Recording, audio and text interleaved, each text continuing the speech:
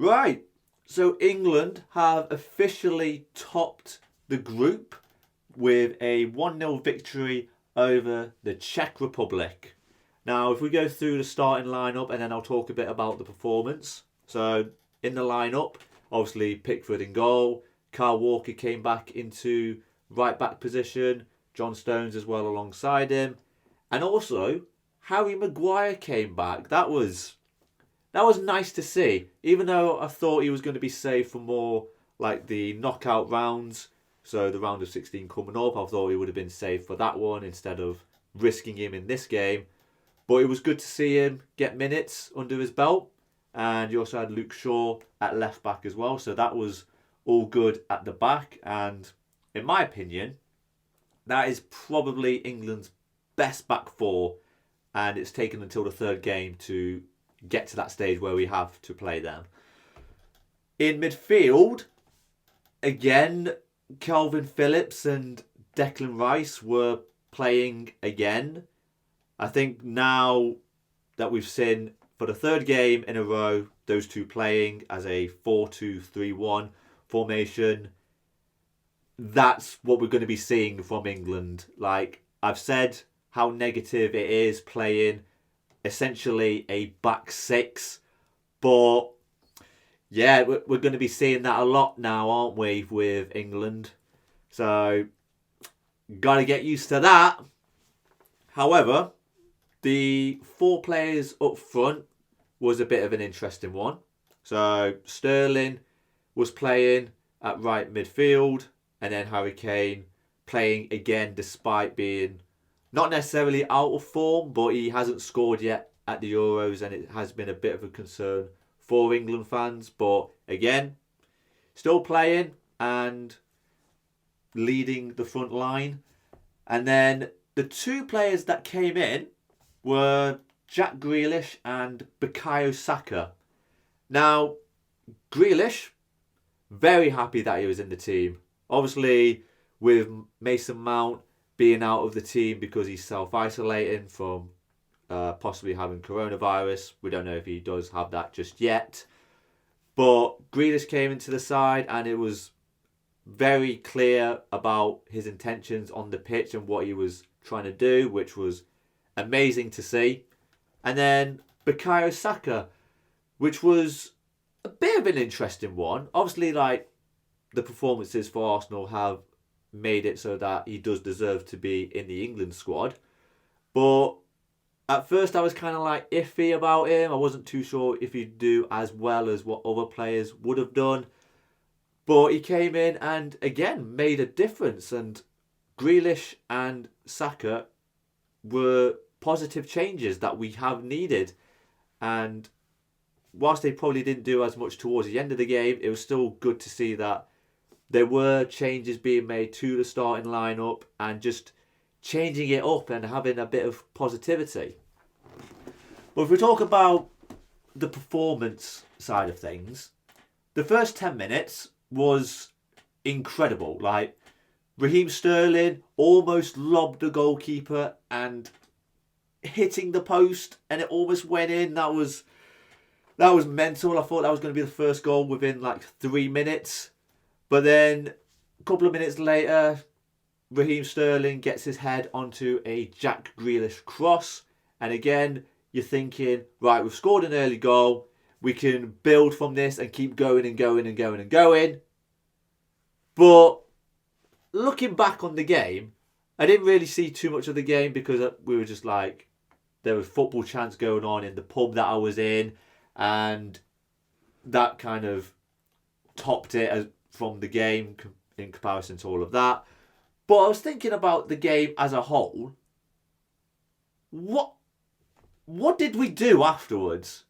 Like, was there anything else? Because the only thing that I could possibly think of was Harry Kane having a shot at goal in the first half, which almost went in to make it 2-0, and that would have been amazing for us. But after that, was there anything else? I mean, the fullbacks didn't really do that much. It was essentially a flat four with Calvin Phillips and Declan Rice in midfield, so it was essentially like a back six that we were playing. But looking at that, I was thinking we didn't really do much else. And the subs that came on, yes, it was good to see Jordan Henderson come in. Well, he came on at half time and played the second half. And it was good for him to get minutes and everything like that. A few other players came on. But the subs didn't do much because I don't think they played enough minutes to say, oh yeah, this is a good opportunity to make a difference and stuff like that. They just were on for minutes sort of thing and fitness wise. And I think we're just saving players for like the round of 16 coming up. But from that performance, again, another 1-0 victory, which it's a weird one because I want to be happy that we got through and topped the group and everything like that. Like, that's the main thing. Like, we're now in the knockout stages. I'm happy. I am happy about that. But we have only conceded 2 goals. No, you idiot, Dan. We've scored 2 goals. That's what I was meant to say. And we haven't conceded any. So, up front, we're still lacking that creativity. I really don't think we need 2 holding midfielders. Like, it's damaging our creativity up front. Like, an extra creative midfielder will do wonders for us. But it's not happening. But I've seen in these 3 games that we've played, like, defensively, we are sound. Like, I'm pretty sure we do not need 6 players defending. Like, I'm pretty sure we can get away with having 5 defenders or like players defending.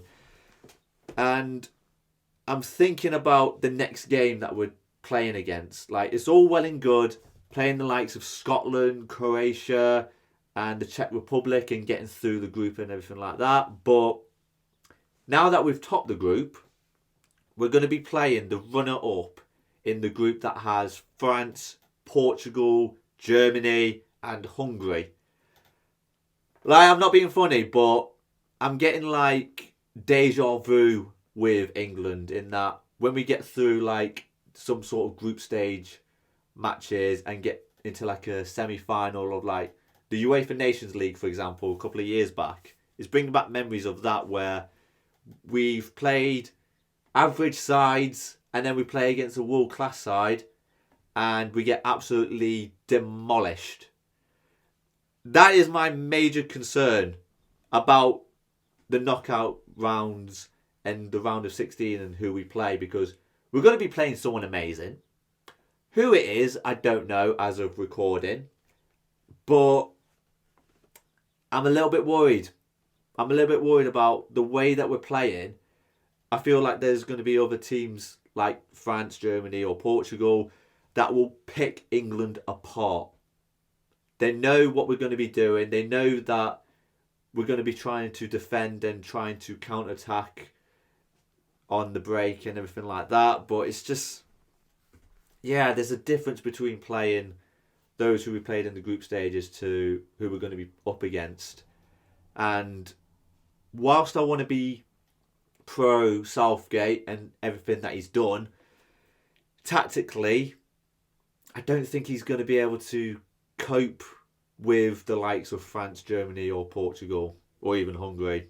That Hungary is a best case scenario, but yeah, it's not going to be them, is it? So I want to be happy, and I am happy that we've got through into the knockout stages, but I do have my concerns about who we are going to be playing. But that's until next week. I can start worrying then. But yeah, that is my review of the Czech Republic game and my overall thoughts going forward. If you did enjoy this video, then be sure to give the video a like, subscribe to the channel if you are new, and I will see you soon with another video. Peace!